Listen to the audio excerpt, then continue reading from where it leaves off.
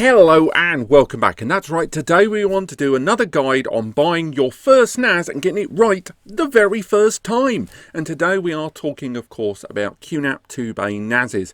As mentioned in previous videos, I don't know if you've watched them, that'd be really arrogant to assume you had, but one of my consistent threads whenever I talk about QNAP is to do with their arguably quite messy portfolio. I know they're known for good and for bad for many different things, but it has to be said, when it comes to their portfolio, they put a lot of hardware out there, and a lot of the time the overlap of some products can cause you something of a nosebleed, and it gets even more difficult once you start including older generation devices that you can still pick up secondhand online. So whether it is that you're moving away from cloud services already that exist, you've got a cheeky little Dropbox, you've got your sneaky little Google Drive, but you want to move it away from paid subscription platforms onto something of your own NAS so that 3 to 5 years down the line when you've paid for it, it's still yours and you don't have to just give up your data.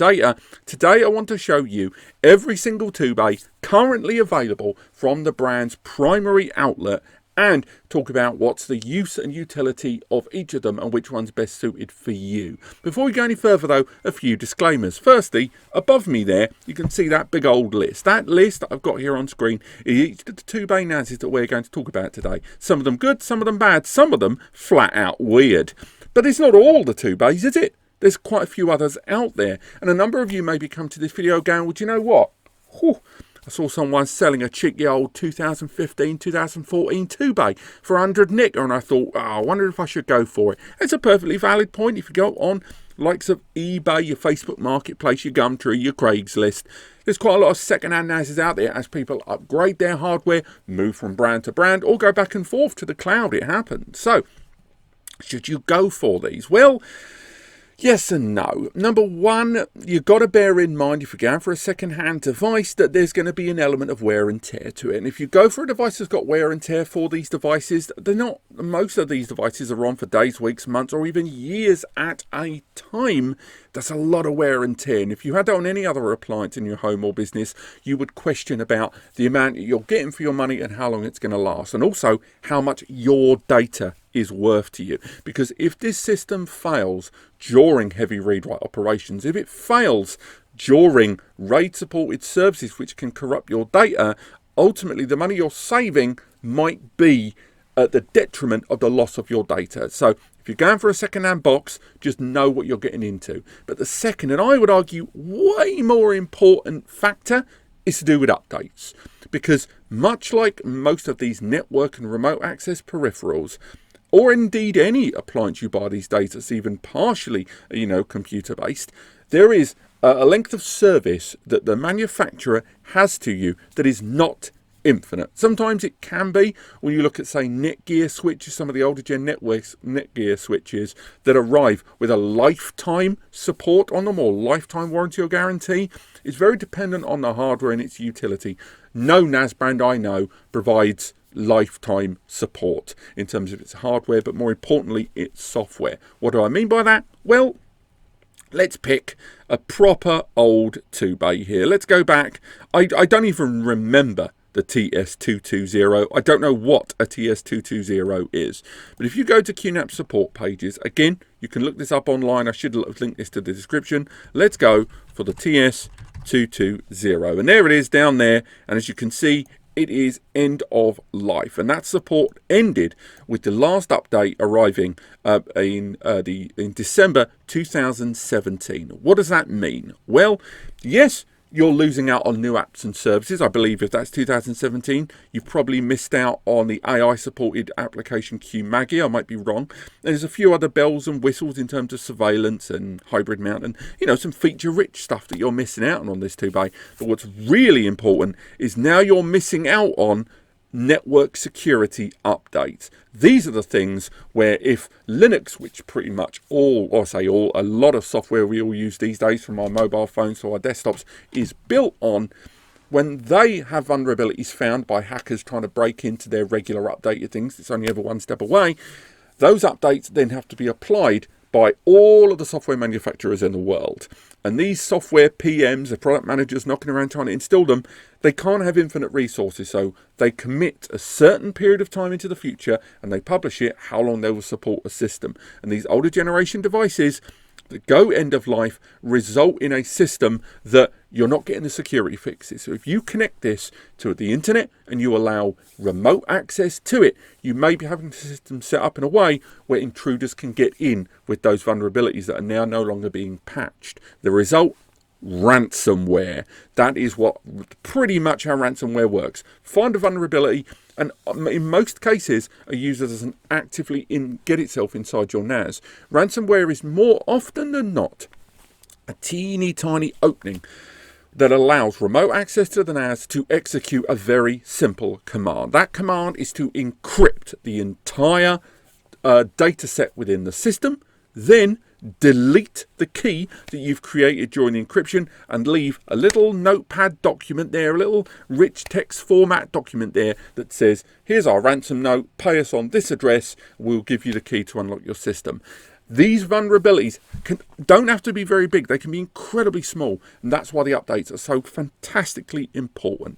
So once again, if you're going for an older generation device, you're knocking around on these old places for the older gen, I'm not saying it's not a viable option. I am saying do not connect it to the internet, use it on the LAN only, disconnect any remote access services to it, but also know that you are basing your data on a system that may have already been on for many, many years already, which may be to the detriment of the components inside. But that is enough of that, isn't it? Let's go straight on to our 2 bays and work out which 2 bays are best for you.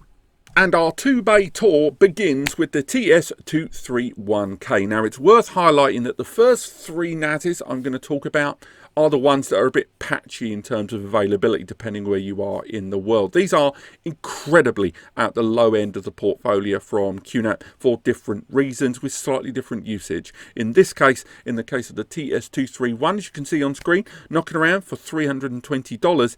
It's still not the cheapest 2-bay, particularly when you look at Synology's entry 2-bay, starts at around $180. Why is that? Because this system is just a little bit more capable. It's got a quad-core ARM-based processor, although it is a 32-bit ARM. That means that you can forget about graphical capabilities, you can forget about your 4K, you can forget about VMs, you can even forget about containers to a point. It's got 1 gig of DDR3 memory that cannot be upgraded, which is really bad. And then on top of that, although it does arrive with 2 Ethernet ports, those are 1 gigabit Ethernet each.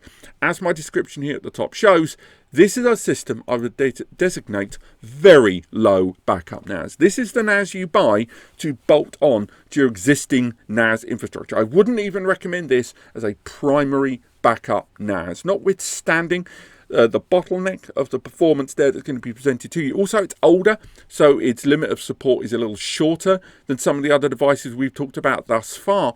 But on top of that, when you're looking at this device, you've got to factor in that 1 gig of memory on that very old gen lower powered ARM processor means this system, when running QTS in its latest version, is going to suddenly oversaturate itself so quickly. And even relatively simple tasks, a couple of cameras, 1 or 2 backup routines, are going to overtax this system. Whereas if this is running just as 1 backup to your existing NAS system here, that makes a little bit more sense, because that means it's only got 1 job and it can commit all its resources to that 1 job. Remember that if whatever NAS you buy, it's only a backup if you treat it like a backup. So if you're backing up, again, 3 laptops, 2 workstation, 8 phones and all the rest of it, and a few cameras to the NAS, and then periodically deleting data from your phone, removing data from the laptop because it's okay because it's backed up on the NAS, you don't have a backup. What you have is a single retented version of that file on the NAS and nowhere else. And that's why a NAS like this, a more affordable, low-end, low-power, low-impact NAS, can then be used to run an rsync via a hybrid backup sync and back up your primary NAS to it. That's why I included it, but I would still not recommend it for pretty much anything other than that. Now, the TS-231P3 is quite similar to the NAS we've discussed, but arguably It's the upgraded, refurbished model of it. They just seem to still exist in some regions side by side. And what do I mean by that? Well, there's a slightly, and I really do mean slightly, newer version of the CPU, and it's still a quad-core processor there. But on top of that, the system arrives now with 2 gig of memory that can also be upgraded to 8 gigs. You have that element of flexibility. Also, although the previous NAS sort of accepts expansion devices over USB, it does not handle it very well, and you'll get low performance. This, at the very least, does give you a little bit more option of that flexibility and performance. Now, alongside the system having that upgradability in terms of memory, another cheeky little upgrade is the network connection. It has a single 2.5 gigabit Ethernet port. Now, if you don't have 2.5G devices, you're never going to get more than 1 gig out of this anyway. But if you've got 2.5 gigabit Ethernet ports on your client devices, or a Wi-Fi 6 router that has 2.5 GBE, or are willing to spend 20 or 25 quid on a USB to 2.5G adapter, you can get some good performance out of this, relatively speaking, with the hardware inside there. It is effectively that NAS plus. And if you look at the price point, in most websites I've looked online, although I am using Newegg as a basis of comparison here, you can see that the price is nigh enough identical. And this largely destroys any point going for this system if you do see it. Because although it's still 319 nicker for a 2-bay, which is a cheeky sum in some circles when you look at the other NASs lower in the list, it's still a great entry level into 2.5 gigabit Ethernet. And if you are going to be running very low end processes, but a few of them, there's a lot more resources here to be playing with. To just bear in mind that CPU though is a 32 gig ARM, and outside of DLNA media sharing, exceedingly low database backups, or maybe utilizing it for Plex with no transcoding and just simple local access, this isn't a terrible NAS. And of course, if I had to choose between this or the previous NAS as a local NAS network backup, you have options there for higher bandwidth as well. So again, of the two that I've discussed, this is probably the better of the two, unless you see that other one bone cheap. Now, this next one I'm including very quickly because it's kind of somewhere in the middle between the previous two NASs. And again, it's another one of those that seems to be running towards the end of its life. The 231P3, again, arriving. It's got a couple of 1 GBE ports, but it's also got the option of expandable memory and 4 gig by default. It lives somewhere between the two NASs I've just discussed. The only reason I didn't insert it in the middle is because this one is seemingly going end of life because it was superseded by the P3 there. If you do see it around and you thought the 231P, was a little bit too pricey, but you wanted something a bit more affordable, although it's end of life on their primary site, you can still find it on some websites in Europe, and I think there are some places out in the East that still have it available. So if you're looking for a more affordable version of the two NASs I've discussed with a little bit of compromise in some places but a bonus in others, go for this one. Aha! Finally, an interesting NAS. Now, the TS-233, I would argue, is the entry point into QTS more than just owning a 2-bay NAS. Notwithstanding, it supports containers and it's going to be good for low-level multimedia and pretty much access to all of the baseline QNAP apps with the exception of the more aggressive virtualization ones, although it does support containers. This system has a 64-bit ARM processor, a quad-core, but what that means with 64-bit ARM is it opens the door to a few more applications and services to be supported that weren't available by 32-bit. It's still an ARM processor, which means instruction is delivered back and forth with the CPU in a compressed form, and therefore more complex instructions that cannot be compressed aren't possible, but it's definitely a more capable ARM processor and a more modern ARM processor comparatively to those than you would find elsewhere. It arrives with 2 gig of memory that can't be upgraded, which is a real shame. Also, this NAS, although it is arguably more modern than the ones we've discussed, it's only got the 1 gigabit Ethernet port there. So what is it that makes this appealing? Why do I say this is an interesting NAS? Well, nice and simple, not only that newer CPU, but the price point is so much better. It's a $199 2-bay here, with access to the bulk of features from QNAP's QTS platform there. Bear in mind, of course, this is still an ARM, so there are limitations with regard to the applications and services that are available. QVR Pro, isn't available here, but you can use QVR Elite with 2 camera licenses. There are other bells and whistles, but ultimately this is for me the true entry point into their operating system and the applications and services. Just nothing too egregious. You're looking for a low-level photo backup, low-level video backup there. Again, backup, not editing. This may serve you very well. And although it doesn't have 2.5 gigabit Ethernet, this CPU, I reckon, would struggle anyway with that. Overall, a decent little compact, low-price NAS. And now it's our first real Plex NAS, the TS-262. Now this is, those of you that have been looking at QNAP for a Plex Media server NAS but don't want to break the bank, this one knocking around for $369, although a little more expensive than a number of the NASs we've talked about thus far, has the more interesting architecture of any of the NASs we've talked about thus far. Notwithstanding, it has got an Intel Celeron processor there, a dual-core N4000 series processor there that can start at 2.0 gigahertz, it can be burst up to 2.9 gigahertz. It also has integrated graphics on board. So not only will it play back 1080p and 4K, but it can transcode it. What does that mean? Well, if you're accessing your media from afar on a limited data connection, a cellular internet plan there, or you're running files that maybe are a 4K copy of the new Avatar that you want to watch on a tiny little mobile phone, this will allow you to transcode that file on the fly to a better suited version. The same goes if you're using a device that isn't supporting H.265 or HEVC files that you have stored on your NAS. Transcoding can reshape that for you to be played natively on your local device there if you need it. Notwithstanding, it also means QVR Pro with your 8 camera licenses for surveillance included. You can run a virtual machine from this. You've got containers on there. You've got access to the full complement of applications from QNAP's QTS platform here. But bear in mind, it arrives, although 4 gig of memory, it is fixed at 4 gig of memory. Now, this is to do with memory shortages we're seeing in 2023, and indeed it was in 2022, rising the cost and lowering the availability of memory. And you're going to start to see, not just with QNAP, a lot of NAS brands having fixed large memory quantities. The reason being because they can't allow you to upgrade, and the option for having small memory modules soldered to the board is considerably more cost effective and available than actual SODIMM upgrades there. Now, not only do you have the 2 main SATA hard drive or SSD ports, you've also got M-SATA ports here. This is the first NAS to feature these.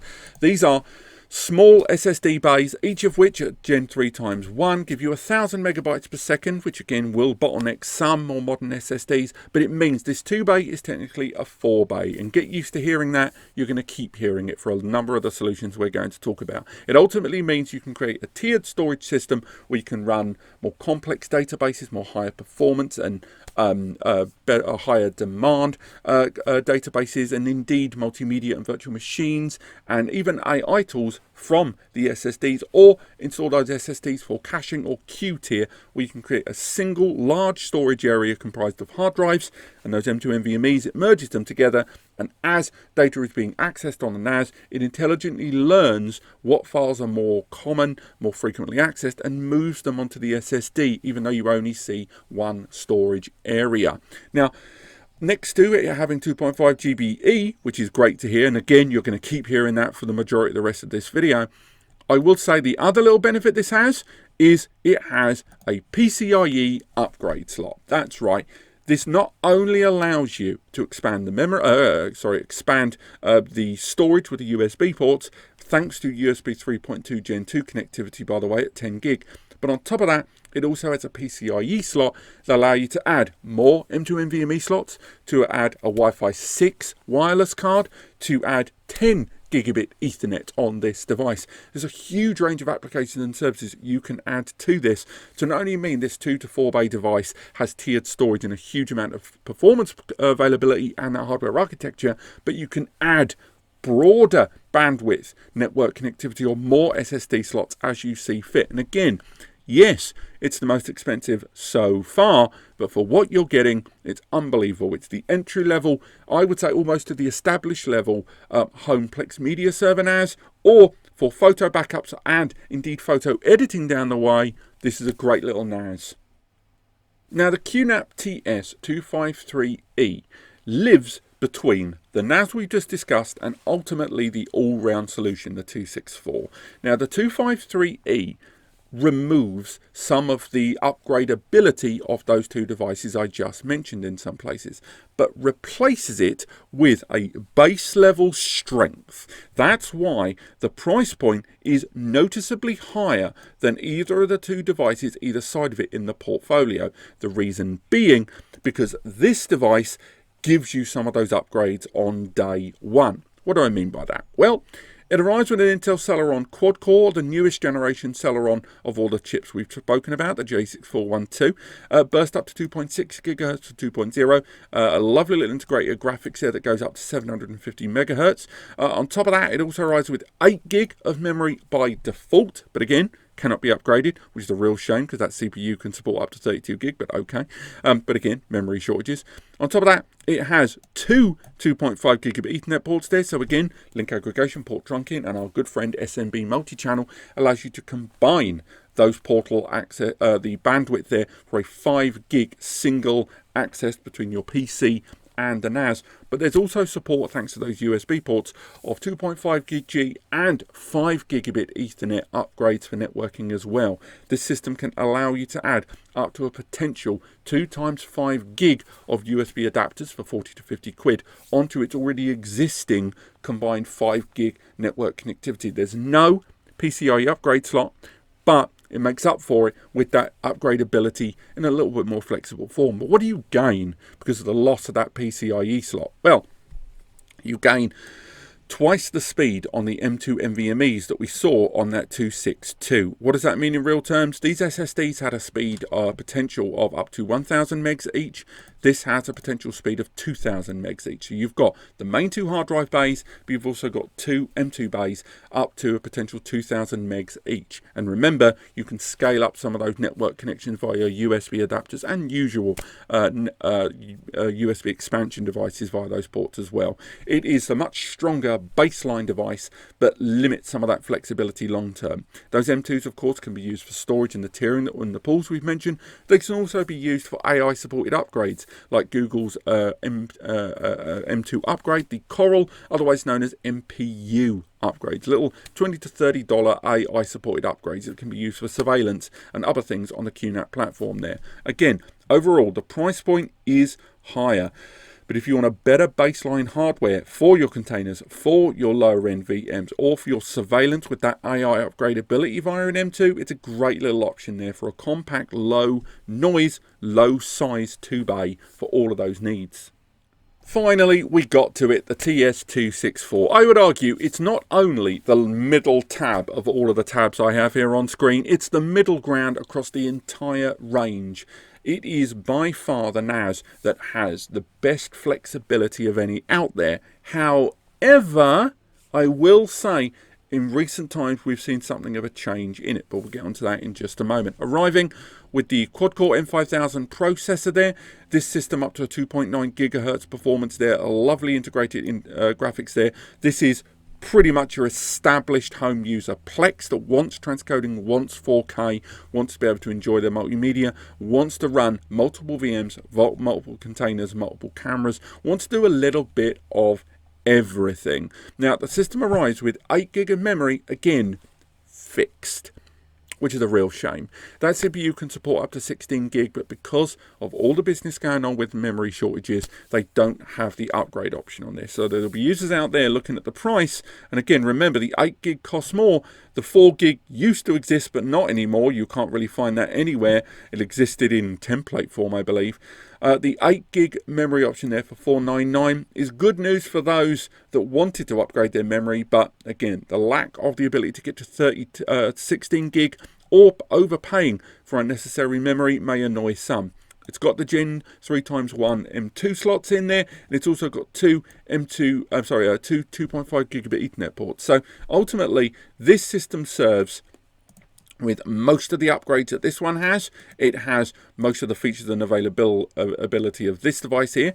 And ultimately, what it also brings to the party, of course, is the option of that PCIe upgrade. They've all got local HDMI output, which is always good. But the PCIe upgrade slot here allows you, again, add M2s, add Wi-Fi 6, add even USB upgrades if you want. You can even attach to this device a 16-bay expansion device with a PCIe connected card with an HD external SAS port there for huge performance benefits there with your expanded device. This 2-bay is not the end of the road. You add a 2-bay, 4-bay, 8-bay, 16-bay expansion to it, it'll just keep clocking on.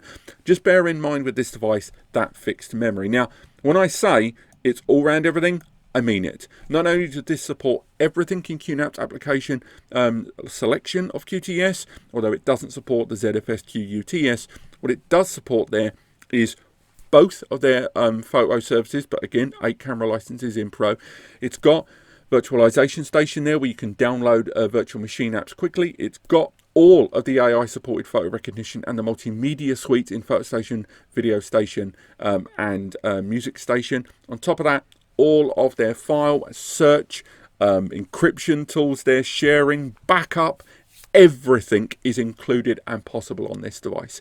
It's the best capability versus price point in the whole portfolio. That's why it's the all-round everything box. It's not the most powerful, we'll get to that in a moment, but it's still an incredibly capable box. And if you're unsure which of a few different tasks that you want to do, but you want to make sure it does all of them quite well, this is the one for you.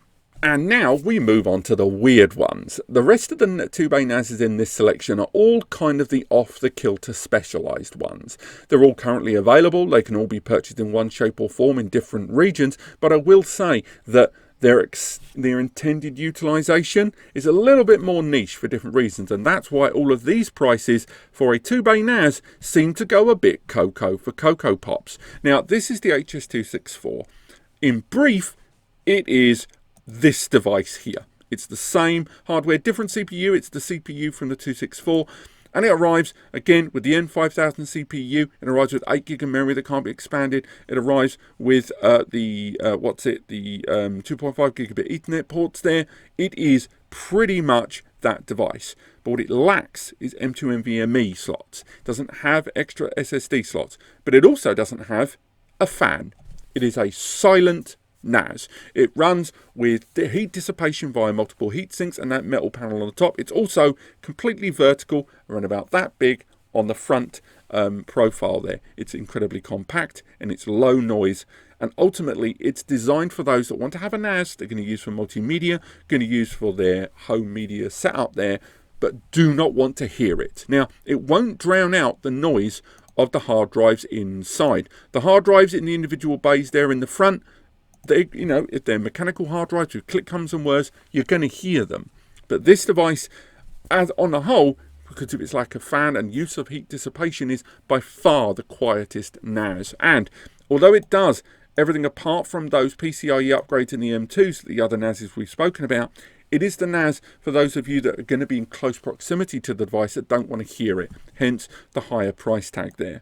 Carrying on with the subject of silent NASs, this is the one NAS that I think QNAP, if anything, developed too soon. And although it is coming very close to completely unavailable, it is available in some regions, it's probably one of the best NASs I've ever talked about from this brand. Unfortunately, I think it came out at the wrong time. Now, the HS-453DX is pretty much everything this is, although the CPU is different. Arriving with an older generation Intel Celeron, the J4115. It's a quad core up to between, I believe, 2.0 to 2.5 gigahertz with integrated graphics on board. It's got 8 gig of memory by default, which again arrives on sodium slots that you can upgrade. So officially can't go higher than 8, but we've tested it with 16 and it did see it.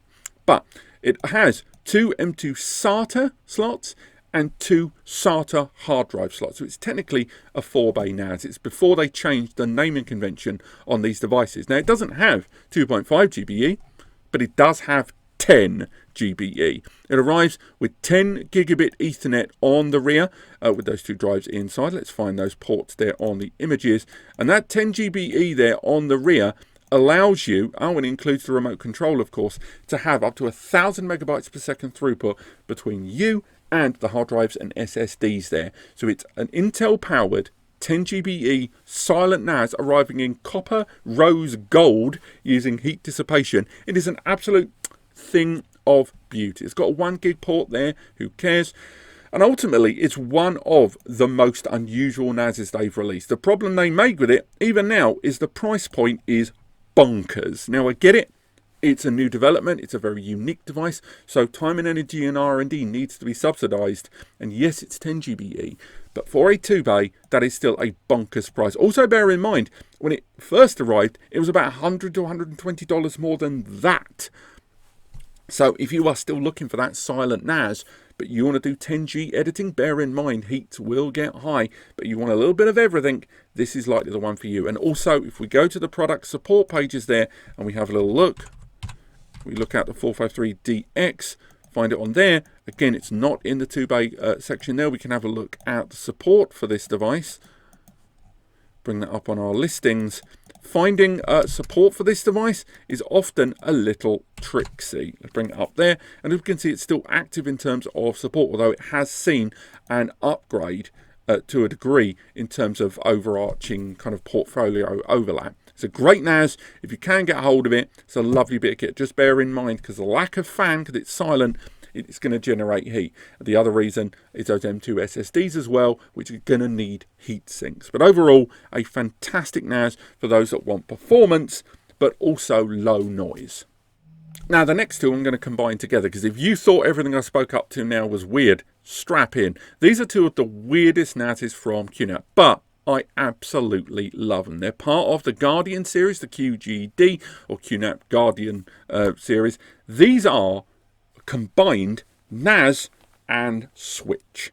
So within the one chassis, and there's two different versions, these I have half of a NAS. So inside, for example, if we look at the NAS specifications there, we can see, for example, with the entry-level box here, and entry would be pushing it, it arrives with the CPU inside. If we go to the NAS portion of the specifications, the J4115 that we talked about earlier on, it's got a couple of 1 gig ports there on the front. It's got 4 gig in memory that can be upgraded to 8 gig there, and it's got its own dedicated network ports. But at the same time, it's also a PoE switch. So on the front of the device there, we've got half of it running the NAS side with space for 2.5-inch drives inside, by the way, and again that's 2.5-inch SATA or hard drive. But then you've got a power over Ethernet switch combined as well, that allowing you to manage your network, and internally a network bridge allowing the two to communicate. Now, you can boot or shut down them all both independently, although they do run on the same power supply, which I find is a little short-sighted.